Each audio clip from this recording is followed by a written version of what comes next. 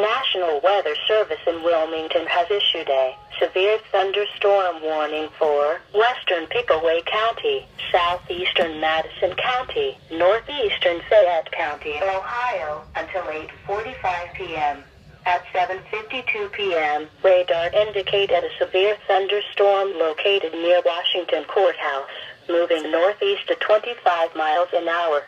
Storm hazards include winds to 60 miles an hour, quarter-size hail. Locations impacted include Mount Sterling. In addition, Bloomingburg, Madison Mills, Paintisburg, Deer Creek Lake, Chenoweth, and 5 Points are near the path of this severe thunderstorm.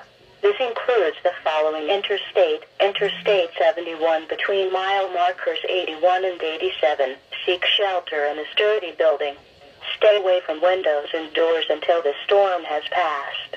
To report severe weather, go to our website at weather.gov/ILN and submit your report via social media when you can do so safely.